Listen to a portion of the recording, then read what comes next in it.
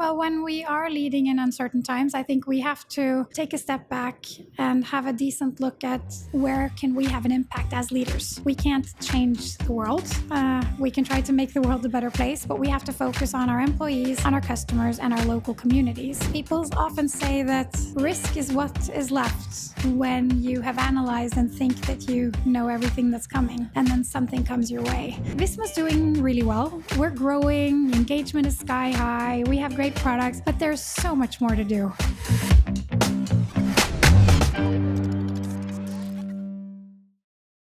Welcome to the Work Smarter podcast. In this podcast, we help you get the most out of yourself and out of your business.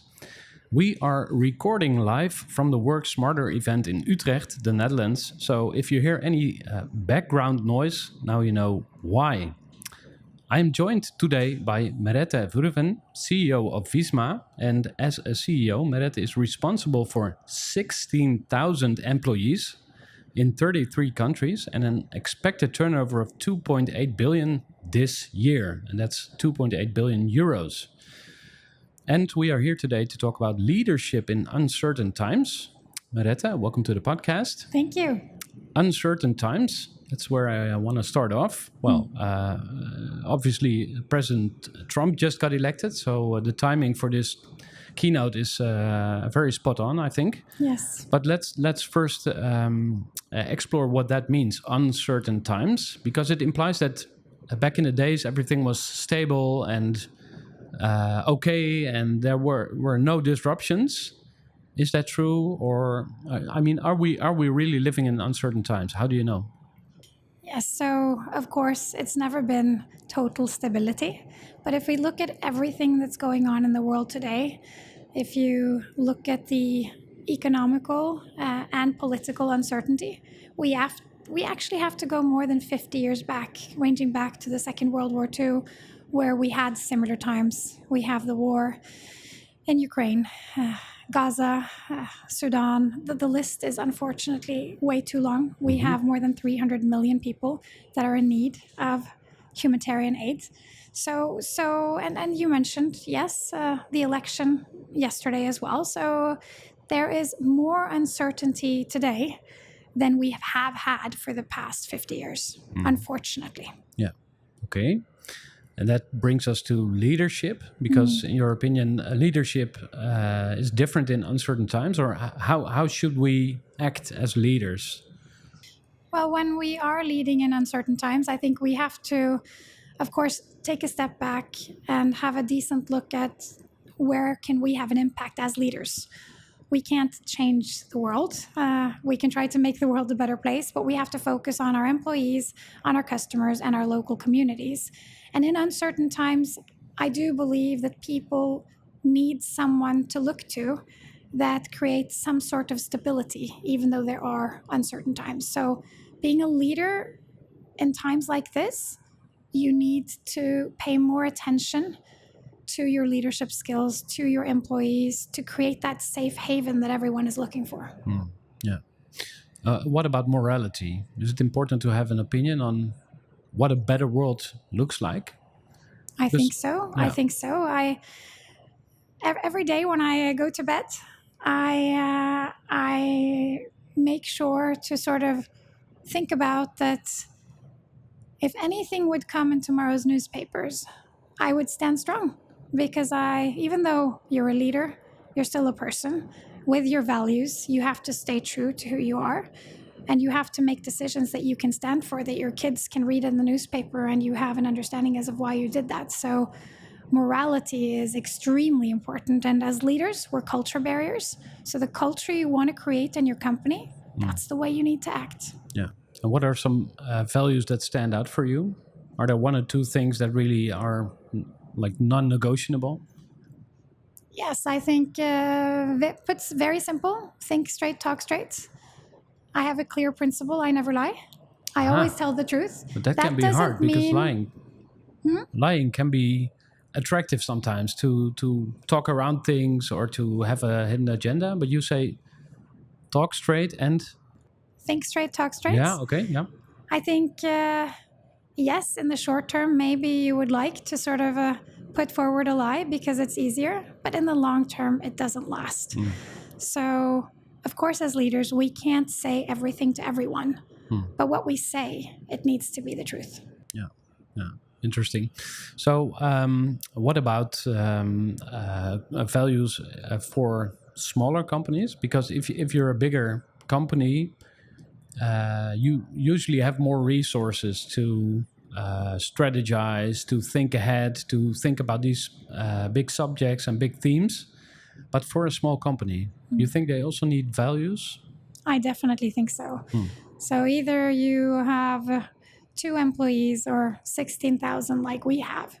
You have to think about what kind of culture you want to create. And culture, it might sound extravagant, but at the end of the day, culture is just the result of actually who you have recruited and who you have in place in the company and what they aspire to be.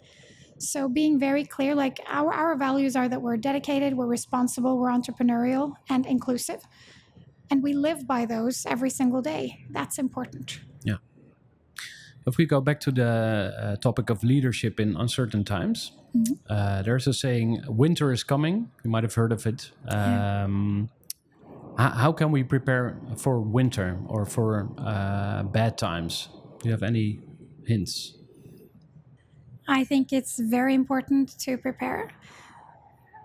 People often say that risk is what is left when you have analyzed and think that you know everything that's coming, and then something comes your way. So, of course, we have to pay attention as leaders to the market. What do the customers need today? What do they need tomorrow? Keep them close, gather data. We have to make sure that we take care of our employees, definitely, in uncertain times as well. And then you have to adapt proactively. You have to be aware that things might happen. None of us saw COVID coming. None of us knew that the war in Ukraine was coming. The list is long. When it happens, you have to have created a culture where you adapt to the shifting circumstances. And then you have to create a workforce that is agile and that feels secure in times of change. Because change might be the new stability. Yeah. And what about downsizing? Well, if you need to let people go, I mean, that can be very painful.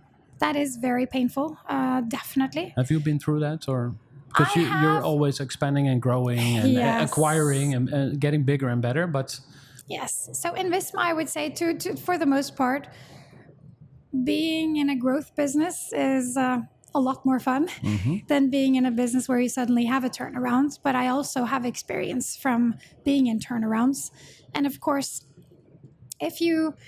if things happen where actually the business is in a rough spot, that happens, of course. Well, then you have to gather the employees. You have to tell them what's happening, why it's happening, and then you have to treat everyone with respect in that process. Because if you have to downsize, if you wouldn't, well, maybe you would go out of business. So it's all about doing right by your customers and employees in the situation you're in. Yeah. Okay, clear. What about entrepreneurship and leadership? Because as I told you when we were preparing this interview, I think a lot of entrepreneurs, they just start a business and then they start growing and then they find themselves in front of a group of people and then they're supposed to be leaders. So everybody's looking to them for answers. What are your observations about that, or your what's your advice for those entrepreneurs? Yes, I think actually either you're an entrepreneur or you lead a larger company. Most of us that become leaders, we haven't done that education. So you have to learn along the way. And I think it's fair to say, don't be so hard on yourself. Nobody's perfect. I can promise you the first time I was a leader, it's more than 20 years ago, I was a terrible leader. I micromanaged. I felt like everything had to be perfect. All emails that my employees sent, I wanted to be on CC. I'm the exact opposite today. Okay, wow. But I had to do a lot of learning to get there. Yeah. So you were micromanaging, and what role was that? Well, actually, my first leadership job was that I was leading a small team to recruit graduates from the school back in the days in EY. Yeah. So if we go a little bit further back in time, do you think that as a kid you were also already a leader, or do you believe that there are like natural born leaders? I believe that a lot of people can become leaders, but it's about being interested in getting the most out of the people around you and all the time learning and treating people the way they want to be treated. So I think my development as a leader, for the most part, I'm very passionate about leadership. So I've read a lot of things, research. I also have taken several educations, coaching, leadership certifications. But at the end of the day, I have a lot of leaders around me who I've helped, who I've coached, that don't have any of that. But what they do have in common is their passion to get the best potential out of their employees and to create a culture where people dare to give them feedback, and then they learn from the feedback that they perceive. Yeah, yeah. And what about common mistakes? What do you see? A common mistake is micromanagement. I think the first time people become a leader, they feel like, now I have to know everything. As you stated before, when people come up to you, in the beginning, you think you have to have the answer. As you become a more educated leader, you know that there's not one right answer. You don't have to have all the answers. You actually develop people a lot more if you help them to find the answer, not always tell them the answer. So just not being so hard on yourself and actually not as hard on your employees. Let them try, let them fail, let them learn. That's much more inspirational, and they actually grow their potential much larger. Yeah. What about introverted people? I have seen many introverted people that are great leaders.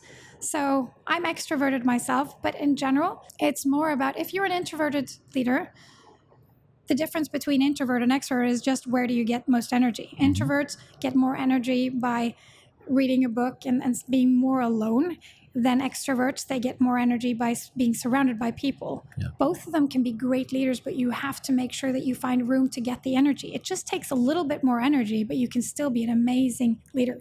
Introverts are more often better at listening, while the extroverts are better at talking, but they also get energized from talking with people. So there's whatever style you have, you can become a great leader, but you have to be passionate about developing people around you. Yeah. And what about under communicating? Because I'm an entrepreneur myself. This is one of the big critiques I always got. Like, you never really say what's in your mind, because I'm an extrovert, but I forget to take people on board and commit them to my plans. And that is a very common mistake. I can feel that myself as well. I have one basic rule: communicate, communicate, communicate. And when you feel like you've repeated yourself an enormous amount of time, communicate some more. Because when we tell people about the strategy, where we're going, we've already been thinking about it for quite some time. It's been going on in our heads. Yeah. So you're sort of finished with it and you just want to tell people. Well, they also need time to get it in their heads and to think about it several days and then hear it once more. So reminding ourselves that they just work exactly the same as we do. So give them time and repeat. Yeah. How far in the future do you look? Because this is another common critique I got. Like, I was too much in the here and now. I was leading a group of 20 people, and the critique I got was like, one day we're going left, the other day we're going right, and then the next day it's the other way around. That doesn't really work well. No. So people want a clear vision of this is where we're going. Yeah. But usually, as an entrepreneur, there's a lot of shit coming your way. You have to fix all these problems. Yeah. And you get caught up in the daily hustle. And then you forget about the bigger long-term vision. Picture. So, yes, I understand. And I can feel that also myself, that too much of the day goes by where you're just trying to handle your to-do list, whatever comes your way that you need to handle. Yeah. So I try to set aside 1 hour every day where I need to focus on the long term. So my perspective is a 5-year focus. I usually look at Visma as a tanker. You have to have a very clear end to where you're going. But on how you get there, you can move left or right in the small things. But if you're moving left and right with a long-term 5-year strategy, that does not work. So you have to sort of look at the differences from going to the left and right on a day-to-day basis, but the tank ship always has to move in one direction. Clear. Is there anything you are still working on as a leader? Oh, all the time. All the time. I can still be better at communicating. Being at an event like this, Work Smarter Today, I get so energized being able to meet lots of employees, but also lots of customers, giving feedback, how we can do better. So I usually say Visma's doing really well. We're growing, engagement is sky high, we have great products, but there's so much more to do. Also with respect to my leadership, of course. Yeah. And what about ego? I'm not sure if we speak the same language. I mean, the word ego can mean a lot of different things to different people, but in general, you see like this Trump guy. I mean, obviously that's like the big ego. It's all about him. Yeah. And maybe men in general are a bit more like this. That's a different topic maybe, but would you comment on ego? Yes, of course I can comment on ego. How to balance it? Yes. Well, I think as a leader, if you want to become a leader because you want to be in the lead, you want to be seen, that's not the best way to actually be a leader. Personally, I never had a goal of becoming a leader. My goal was to create value and get the best out of the people around me throughout my whole career. When we needed a new CEO, I did not apply. I did not think that I was the right one because I've always worked on making others look good. I really don't have to be the one in front, being the face of Visma. And I think that is one of the successes of Visma. Even though I'm the CEO, I have 200 CEOs in Visma. And I love being in dialogue with them. I'm not hierarchical at all. And I think that is the way of the future, especially in a company that is driving lots of amazing companies that are entrepreneurs. We don't like to be told what to do, but often with the right data, if people show you some data points, you find out what's right to do. So I don't have a large ego, and I'm actually quite happy about that. Yeah, because people want to take your picture with you, and they look up to you like you're the big decision maker. Yeah, but even though I'm the big decision maker, I'm not perfect. And in general, I think people want connection, not perfection. Nice. Well, talking about connection, we are here on a live event, and that's special because we're living in a digital world. I would like to get your quote on live events. So why should people come to Work Smarter? What value is created here, in your opinion? I think I would say what I just mentioned. People love connection. That's what they want, not perfection. So today, being able to come together and meet, get to know one another, that's when magic happens. During COVID, when society was locked down, we were much more productive on average as a society, but I do believe that we were productive on our to-do list. All the innovation, everything that you wouldn't put down on a to-do list, the long-term thinking, the creativeness, that happens when we meet. Yeah. So that's what's going on here today. Yeah, you have to zoom out and connect with people, and that brings you further. Yes, it does. I have a closing question for you. You are invited to put a message on a billboard. So we're going to put a billboard by every highway in Europe or maybe in the world. And you can send out a message to all entrepreneurs. Is there something that stands out? And you can take your time. Well, being an entrepreneur is difficult. There's lots of responsibility. You have lots of day-to-day tasks, and the world is changing. So on the billboard, I would write, be kind to yourself and to others. That's beautiful. Thank you, Merete. And that's a wrap for this episode. And if you were watching or listening, thank you for your attention. Be sure to check out the other episodes of this podcast. And till next time, thank you again, Merete. Thank you.